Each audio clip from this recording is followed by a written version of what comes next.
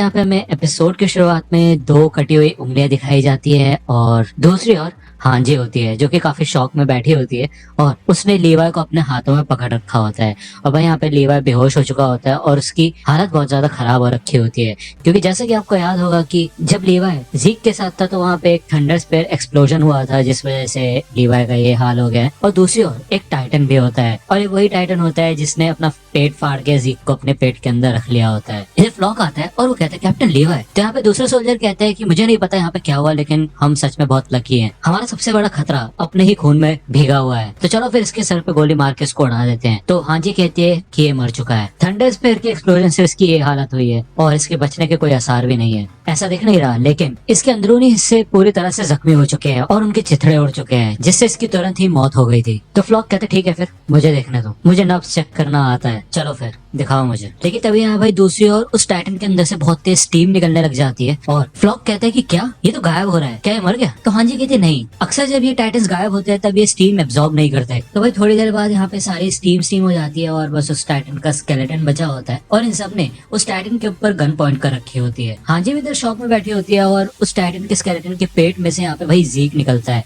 और जैसे कि आपको याद होगा कि पहले जीक की बॉडी आधी हो गई थी, लेकिन अब जीक की बॉडी पूरी तरह से रिकवर हो गई होती है और वो खड़ा होकर इन लोगों को देखता है। ये सब जब यहाँ पे शॉप पे खड़े होते हैं तो भाई हांजी मौका देख के लीवाई को लेके नदी में कूद जाती है और ये सब के सब सोल्जर भाई पानी के अंदर गोलियां वोले चलाते हैं और घोड़े पे उसका पीछा करने की कोशिश करते हैं और कहते हैं कि इसको भागने नहीं देना है। फ्लॉक इधर जीक के पास आता है और वो कहता है कि हुआ क्या मिस्टर जीक? तो जीक कहता है मुझे नहीं पता, एक छोटी सी लड़की थी और उसने वहाँ पे मौजूद मिट्टी से मेरे शरीर को बनाना शुरू कर दिया था। मुझे ये नहीं पता था कि वो कौन सी जगह है, मैं बस वहाँ पे देख पा रहा था। ऐसा लग रहा था कि कितने साल बीत गए हैं, लेकिन एक पल मेरे को ऐसा भी लगा कि ये पलक झपकते ही हो गया। वो जगह जो मैंने देखी थी वो जरूर पाथ है। तो फ्लॉक कहता है मिस्टर जी आपने उन 30 सोल्जर्स को टाइटन बना दिया था जिससे कि हम उन सबको कंट्रोल कर पाओ, है कि नहीं? तो वो सब है कहाँ पे? तो जीक कहता है कि बहुत कुछ हो चुका है और वो सब जा चुके हैं, लेकिन एक बात तो है कि अब हमारे रास्ते में कोई नहीं आने वाला, तो चलो फिर चलते हैं। यहाँ पे भाई जीक मन में बोलता है कि हमें बस आगे बढ़ते रहना है, क्यों है ना एरन? दूसरी ओर हमें फिर से सिगांशना का सीन दिखाया जाता है और इधर भाई एरन अपने टाइटन में ट्रांसफॉर्म हो चुका होता है और नीचे इधर बेसमेंट में कॉनी कहता है भाई चल क्या रहा है? आर्मन कहता है कि शुरुआत हो चुकी है, टाइटन्स अपनी चाल चल रहे हैं। इधर भाई गैलियार्ड ने पीक और गाबी को कवर करके रखा होता है और पीक कहती है कि मुझे पता था कि ये काम इतना ज्यादा आसान नहीं होगा। तो गाबी कहती है मिस पीक आपने हमें धोखा नहीं दिया? तो पीक कहती है कि गाबी तुम्हें सच में ऐसा लगता है कि मैं अपने कॉमरेड्स को धोखा दूंगी? तो गाबी कहती है लेकिन आपने कहा था ना कि हमारा तो कोई फ्यूचर ही नहीं है अगर हम हमेशा मारने के साथ काम करते रहेंगे। तो पीक कहते हैं देखो ऊपर। यहाँ पे भाई एयरशिप्स आ रही होती है और पीक कहते हैं मुझे मारने में भरोसा नहीं है, बल्कि मुझे उन लोगों पे भरोसा है जिनके साथ मैं इतने सालों से काम कर जाते हैं और इन सभी के पैराशूट्स ओपन हो जाते हैं। साथ ही साथ ये सोल्जर्स एयरशिप में से एक और वेपन गिराते हैं और उसके ऊपर भी पैराशूट्स लगे होते हैं। इधर भाई पीक तो ये सब देख के शॉक ही हो जाती है और गाबी उसे बुलाती है और पीक गैलियार्ड को आवाज देती है पोर्को करके और भाई गैलियार्ड पीक का हाथ ही काट देता है और वो हाथ आके भाई गाबी के हाथ में गिरता है। यहाँ पे पीक चिल्लाती है कि मेरे को रायनर की ओर भागता है और भाई वो रायनर को इधर घसीटता हुआ ले जाता है। इधर भाई धूल धूल हो जाती है और वो उसे एक बिल्डिंग में देके मारता है। दूसरी ओर पीक जब गाबी को लेके जा रही होती है तो भाई गाबी देख लेती है कि इधर रायनर आ चुका है और वो काफी खुश होती है। इधर पीक इन मार्लिन सोल्जर्स के पास आ जाती है और सामने इधर मैगत होता है। पीक यहाँ पे उस वेपन को देखती है जो कि भाई पहले एयरशिप से गिराया गया था और वो गाबी को अपने मुंह से निकाल देती है। भाई मैगत गाबी को उठाता है और वो कहता है कि तुम, लेकिन गाबी मैगत को हक कर लेती है और मैगत भी भाई गाबी को हक कर लेता है और मैगत कहता है कि ब्राउन तुम बेवकूफ कहेगी, किसने तुम्हें कहा था दुश्मन के इलाके में घुसने के लिए?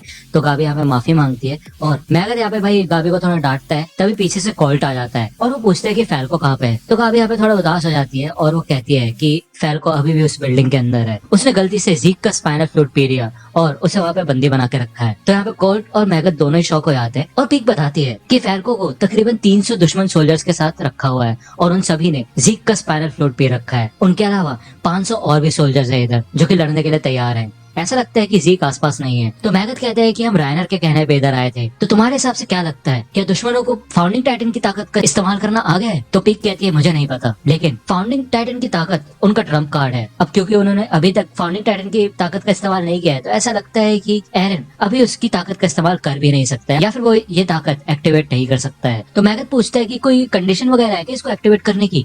तभी यहाँ पे भाई गाबी को एयरशिप का सीन याद आता है जब जीक ने बताया होता है कि अब हमारे पास एक फाउंडिंग टाइटन भी भी है और साथ ही साथ एक रॉयल ब्लड का टाइटन भी है। यहाँ पे वही वर्ड्स गाबी रिपीट करती है और वो कहती है कि मैंने यही शब्द जीक के मुंह से सुने थे जब मैं एयरशिप में थी और जब हम मार्ले से निकल रहे थे। तो कॉर्ड कहते हैं इसका मतलब क्या हुआ, तुम क्या कहना चाहते हो कि जीक एक रॉयल ब्लड का टाइटन है। तो यहाँ पे मैगथ को रियलाइज होता है कि हाँ भाई मतलब उसके पेरेंट्स भी रेस्टोरेशनिस्ट के लीडर थे, तो ऐसा हो सकता है। तो पीक कहती है अच्छा, तो जो उसकी कमाल की ताकतें हैं उसके पीछे यही राज था, है ना। यहाँ पे भाई पीक अपना गियर पहन लेती है और वो कहती है कि इसका मतलब अगर वो फाउंडिंग टाइटन की ताकत का इस्तेमाल इसलिए नहीं कर पा रहे क्योंकि यहाँ पे जीक नहीं है, तो बस फिर तो मामला साफ है, हमें किसी भी हालत में एरन और जीक को मिलने नहीं देना है। यहाँ पे भाई साइड में धमाके वमाके हो रहे होते हैं तो गाबी कहते हैं कि कमांडर रायनर। तो यहाँ पे भाई मैगथ कहते हैं कि कमांडर नहीं जनरल, और मार्ले की शील्ड इतनी ज्यादा कमजोर नहीं है। नहीं, मैं रायनर को शील्ड नहीं बोल रहा हूँ। इस समय पूरी दुनिया की किस्मत हमारे कंधों पे निर्भर है, तो हम फाउंडिंग टाइटन को मार के इस मुसीबत को और बढ़ाना नहीं चाहते। तो आज हम फाउंडिंग टाइटन को खा जाएंगे और इस 2000 साल के श्राप को खत्म कर देंगे। तो दोस्तों अगर आप अटैक ऑन टाइटन से रिलेटेड मर्चेंडाइज खरीदना चाहते हैं तो इन सब के लिंक आपको डिस्क्रिप्शन में मिल जाएगी,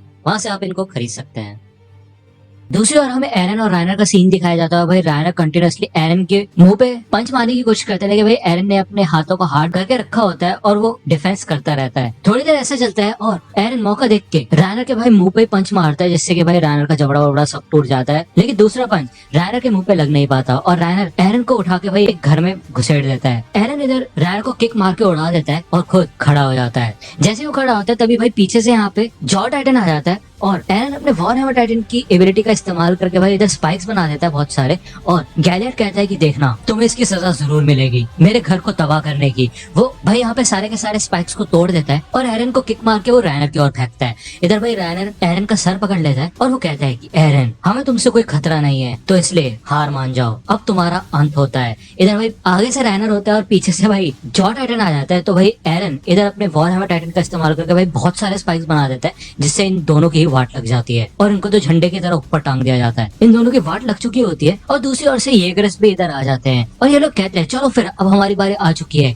इनको इनका फेवरेट खाना खिलाते हैं जो कि है थंडर स्पेयर्स। जब ये लोग यहाँ पे आने वाले होते हैं तभी भाई एरन के सर में आके गोला ही पड़ता है और इधर भाई बड़ा तगड़ा धमाका होता है। इधर येलेना भाई शॉक में खड़ी होती है और ऑनियन कपूर कहता है कि हुआ क्या ये। भाई इधर एरन का सर फट चुका होता है और वो नीचे बैठ जाता है और दूसरी ओर हमें दिखाया जाता है कि भाई ये शॉट पीक के उस गेयर से लगा था। इधर मैगथ कहते हैं चलो फिर अगले राउंड के लिए तैयार हो जाओ। इधर भाई यहाँ पे एक और सोल्जर होता है और वो कहते हैं कि अटैक टाइटन का दिमाग बाहर निकाल दिया गया है और अब वो नॉर्मल मूवमेंट नहीं कर सकता। तो पीक कहते हैं काफी कमाल का काम किया कमांडर मैगथ। तो यहाँ पे भाई मैगथ कहता है जनरल बोलो मुझे। तो यहाँ पे सोल्जर्स ये कहते हैं कि वैसे कहना पड़ेगा कि इस समय हमारे सबसे बेस्ट स्नाइपर कमांडर ही है। भले मार्लियन आर्मी की बैंड बच चुकी है और इससे ज्यादा नीचे वो गिर नहीं सकती, लेकिन फिर भी यहाँ पे भाई जॉ टाइटन और आर्मर टाइटन दोनों ही इन स्पाइक से छूटने की कोशिश कर रहे होते हैं और इधर ये येगरिस्ट होते हैं। वो कहते हैं कि भाई मतलब ये जॉ टाइटन और आर्मर टाइटन तो फिर से हिलने लग गए, लेकिन तभी भाई इन पे गोलियां पड़ती है और दूसरी छतों पे यहाँ पे भाई मार्लिन सोल्जर्स होते हैं जो कि भाई इनको राइफल से उड़ा देते हैं और एक के बाद एक करके सारे येगरिस्ट को मारना शुरू कर देते हैं। यहाँ पे भाई छत से नीचे येगरिस्ट की लाशें गिरने लग जाती है और इधर बहुत सारे मार्लिन सोल्जर्स होते हैं। इधर ये कुछ येगरिस्ट सोचते हैं कि हमारे दुश्मन काफी ज्यादा धीमे हैं तो हम उनके पीछे से जाके इनके ऊपर अटैक कर सकते हैं, लेकिन ऊपर से एयरशिप आ जाती है और इनके ऊपर भाई मशीन गन से अटैक करती है और इनको छन्नी कर देती है। इधर यहाँ पे येगरिस्ट होता है और वो कहता है भाई मजाक कर रहे हो क्या, हमने तो इनकी आर्मी की बैंड बजा दी थी, बस 1 महीने के अंदर इन्होंने इतना सब कुछ कैसे तैयार कर लिया, इस हिसाब से तो फाउंडिंग टाइटन को खा लिया जाएगा। ऑनियन कपूर डर जाता है और इधर से भाग जाता है और दूसरी ओर येलेना यहाँ पे शौक में खड़ी होती है और वो कहती है एरन तुम बाकी लोगों से काफी ज्यादा अलग हो, तुम स्पेशल हो। भाई इधर जॉ टाइटन तो छूट के इधर उधर कूदने लग जाता है और वो फिर से एरन के नेप की ओर बढ़ता है, लेकिन एरन फिर से इधर स्पाइक्स उगा देता है। जॉ टाइटन उन सबसे बचता हुआ इधर उधर भाग के उन सारे स्पाइक से बच जाता है। इधर पीक एक और शॉट अटैक टाइटन के सर में लगाती है और भाई अटैक टाइटन यानी कि एरन इधर हिल भी नहीं पाता और मैगथ कहता है कि हम इसकी सारी की सारी एनर्जी यूज करवाएंगे। वॉर हैमर टाइटन की ताकत सच में काफी ज्यादा खतरनाक है, लेकिन एक बार उसकी एनर्जी खत्म हुई तो वो ताकत भी किसी काम की नहीं आएगी। और याद रखना ये सब कुछ हम सिर्फ विली टाइवर की बलिदान की वजह से कर पा रहे हैं। उसने अपनी जान जोखिम में डाल के हमें यह बताया कि हमें एक असली हीरो की जरूरत है, जैसे हेलोस था। यहाँ पे येगरिस्ट की भाई लाशें वाशें बिछ गई होती है, बहुत खून खराबा हो चुका होता है और मार्लिन आर्मी इधर जीतती हुई दिखाई देती है और कंटिन्यूअसली वो येगरिस्ट को मारती रहती है। और यहाँ पे मैगथ की हमें आवाज सुनाई देती है कि एक ऐसा हीरो जो कि इस दुनिया को बचाएगा। इधर रायनर भी छूट के आ चुका होता है और वो कहता है एरन बहुत हो गया तुम्हारा। यहाँ पे वो अपने चेस्ट में से उस स्पाइक को बाहर निकाल लेता है और उसे एरन की तरफ पॉइंट करके एरन की चेस्ट में घुसा देता है और कहता है कि तुम हार गए। और इधर भाई एरन बहुत बुरी तरह चिल्लाता है, और क्योंकि इधर अटैक टाइटन का ब्रेन उड़ चुका होता है, इस वजह से वो कोई भी मूवमेंट नहीं कर सकता। रायनर कहता है कि सब लोग बहुत जूझ लिए हैं और तुम भी बहुत जूझ लिए हो। ऑनन कपॉन इधर बेसमेंट में आ जाता है इन 104 कैडेट्स के पास, और जीन कहता है कि ऑनन कपॉन ये बताओ कि बाहर चल क्या रहा है। तो ऑनन कपॉन कहते हैं कि मार्लिन आर्मी ने आसमान से हमारे ऊपर हमला कर दिया अपनी एयरशिप से। तकरीबन 500 सोल्जर्स हैं और उनके साथ आर्मर, जॉ और कार्ड टाइटन भी है, और एरन उन सबसे सिर्फ अकेला लड़ रहा है। वो बहुत मुश्किल से लड़ रहा है और ऐसा लगता है कि वो हार जाएगा। इधर भाई ऑनन कपॉन चाबी से इनको आजाद कर देता है और इनका ताला खोल देता है और कहता है कि इस हिसाब से मार ले हमसे फाउंडिंग टाइटन छीन लेगा, तो प्लीज जाके उसकी मदद करो। हम सबको एरन की मदद करनी होगी। भाई गेट खोलते साथ ही इधर कॉनी तो ऑनन कपॉन के ऊपर अटैक कर देता है और कहता है कि तुम भाड़ में जाओ, हम सबकी बात कर रहे हो तुम, हाँ ये तुम्हारी लड़ाई है हमारी नहीं, और हम तुम्हारी बात क्यों माने, तुमने ऐसा सोच भी कैसे लिया, तुमने हमें धोखा दिया था। तो यहाँ पे ऑनन कपॉन माफी मांगता है और वो कहता है कि अगर मैं येलेना की बात नहीं मानता तो वो पक्का मेरा सर उड़ा देती। तो कॉनी कहता है क्या बकवास कर रहे हो तुम भी इतनी अच्छी अच्छी बातें किया करते थे हमसे। और वही दूसरी ओर उस वाइन की मदद से पूरे पैराडाइज आइलैंड पे कब्जा करने की सोच रहे थे। क्यों, है ना, बस बहुत हो गया अब, और धोखे सहन नहीं कर सकता मैं। पहले रायनर, फिर बेयरटोल्ड, एनी और फिर अब एरन। मैं तुम सबकी इस बकवास से थक चुका हूँ, हो गया बस बहुत। और मैं एरन की मदद क्यों करने लगा भाई, जिससे कि हम में से कोई भी बच्चे पैदा ना कर पाए, पागल हो गया, बताओ मुझे। तो यहाँ पे भाई कॉनी तो उसका गला ही घोट देता, लेकिन साइड में से आर्मिन आ जाता है और वो कहता है कि कॉनी पहले हम उसकी बात सुन लेते हैं, ये वो कहना क्या चाहता है। इधर ऑनन कपॉन कहता है कि मुझे सच में उसके बारे में नहीं पता था, फिर चाहे वो वाइन की बात हो या फिर इस यूथेनाइजेशन प्लान की बात हो, बाकी वॉलंटियर्स की तरह नहीं। तो इधर निकोलो होता है और वो कहते हैं मेरे ख्याल से ये सच बोल रहा है, हमें येलेना ने बताया था कि वाइन के बारे में वॉलंटियर्स से कुछ भी ना कहे। ऑनन कपॉन कहते हैं कि और वैसे भी मैं तो एलियन यूथेनाइजेशन प्लान के खिलाफ हूँ, मैं तो सच में पैराडाइज आइलैंड की मदद करना चाहता था उसे डेवलप करने में, जिससे कि हम साथ मिलके मार्ले को हरा सके। इसी वजह से तो हम सब कुछ छोड़ के तुम्हारे पास आए इस आइलैंड पे, हमने अपना सब कुछ दाव पे लगा दिया हर एक इंसान के लिए जो भी इस आइलैंड पे रहता है। और ये सब सिर्फ इसलिए हो पाया क्योंकि हमें इस आइलैंड के फ्यूचर पे पूरा भरोसा है, और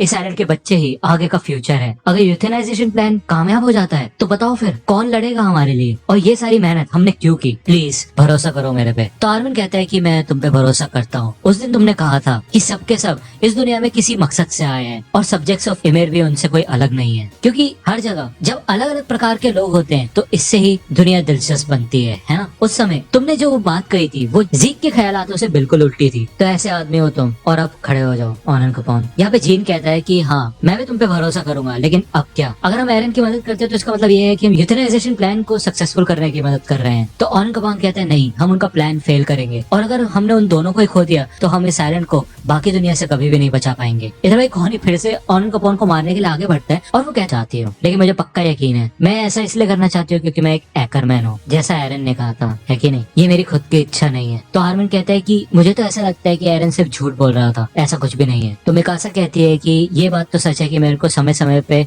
काफी तेज सर में दर्द होता है, और तुम्हें ऐसा क्यों लगता है कि वो झूठ बोल रहा होगा।